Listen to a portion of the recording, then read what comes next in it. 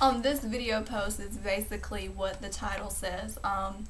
Motivation. This is for my dreamers out there, my believers, the people who have seeds planted in their heart. Let's add some water and make that plant grow. I want to first off address the issue that I will talk about God a lot. For me personally, God is the first, second, and last in my life, and I kind of feel all life is a faith walk, and we're all out there on that water, and we kind of get blindsided and confused about where's the next step we need to take. And let me start by saying, nobody knows what's going to happen tomorrow. I don't know what's going to happen tomorrow. You don't know what's going to happen tomorrow. And when we plan our dreams and goals, we need to understand that even though we don't have the plan, God has the plan. And when I speak of faith, I'm not really going to break down what faith is. Faith is one of those things, if you have it, you understand it, and if you don't have it, then it really can't be explained to you. And this video post is not to explain what faith is. This is just trying to give encouragement for my people out there who are continually walking in it. And I want to start with a quote by Marianne Williamson. Our deepest fear is not that we're inadequate. Our deepest fear is that we're powerful beyond measure. We ask ourselves, who am I to be gorgeous, talented, brilliant, and fabulous? My question to you is, who are you not to be? We were born to make manifest in the glory of God that is within us. And as we let our own light shine, we unconsciously give the permission for others to do the same. What does this mean, our inner light? We are powerful beyond measure. First, I want to address the issue.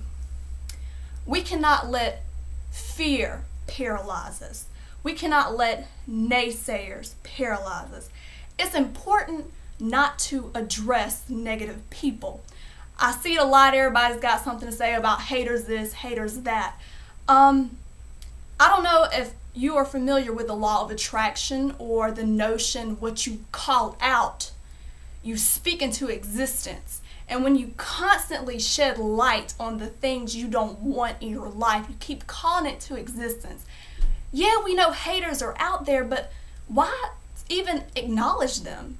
There's no point. You're just calling more drama into your life. And if anything, have you ever heard of, what your mama told you when you was little? If somebody's messing with you, you give them the silent treatment.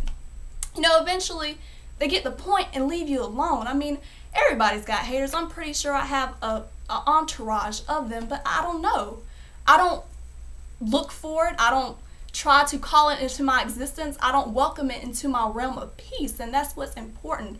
Call the things out you want to come into your life, not what the things you want to leave. You're just calling to existence. So that's why it's important to not address negativity. It's important to not address people who are against you, but the people who are for you. And it's very important to know that you only add fuel to the fire. Just let your vision prove them wrong. Let the end results prove them wrong. Until then, don't look to your left and don't look to your right. Stay focused on the things you want to achieve. It's good to know the only approval we need and we have is God's approval. And we don't have to map out a blueprint for someone else's understanding. As long as you know God's plan and God's purpose, that's all the understanding you need. And that's it. So that's why it's important we can't let ourselves or others paralyze us from doing what God has stored in our hearts. We have to stay focused on our visions and dreams. I know we get caught up a lot about, I know where I want to be. I want to be the next biggest female rapper. I want to be the best, greatest doctor. I want to be the best fashion designer. But we might not necessarily know how to navigate our way to get there, or if our plans don't go the way we want it, we kind of get discouraged and let down, like, man, this door didn't open, and man, I know this was really gonna, pave the way for me, but if we just learn how to put our life on cruise control, so to speak, and let God steer the way for us, He knows what we want. He knows our heart's desires. He put it there to begin with. He's the one who put those visions in your heart to begin with. He knew you before you was born. He knew what you was going to be, and He knows everything that you're going to do up to the end. So He knows the best plan for you. So life ain't really about stressing about what's going to happen tomorrow or let me regret what happened yesterday. It's about living in the here and the now and appreciating what we have right now.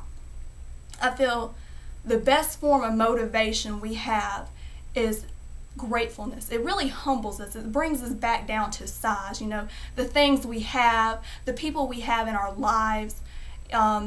It keeps us focused. It keeps us centered, and that's where we need to be. We need to stay focused, and we need to stay mindful. When I speak of mindfulness, I read a quote by Buddha.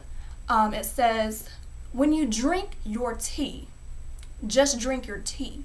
Don't drink your problems and your discouragements and your failures." We have a habit of being here in the now, but we're constantly thinking of something else. Like, I'm maybe doing this video post, but my mind is thinking about this painting I got to do later. I'm not really focused in the here and now. Just like when we're doing our homework, we're kind of focused on what's going to happen Friday night when we go out with our homegirls. We're not really here in the moment. We're not enjoying what's here in the moment, and that's what discourages us. We're so fast forwarding life and not slowing it down. You know, I'm going to kill this. I don't know exactly where the quote comes from, but I'm going to say out the Bible. Don't kill me if I'm wrong, but teach me how to number my days.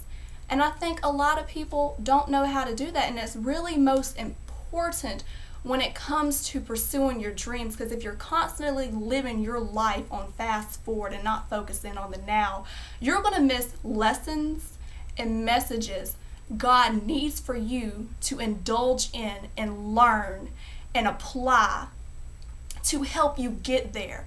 But if you're constantly on fast forward, God's like, wait, hold up, stop, pump the brakes just a little bit. Just let me handle some things. I'm working here behind scenes for you. You don't have to sweat it out too much. All I need you to do is have a little faith in me.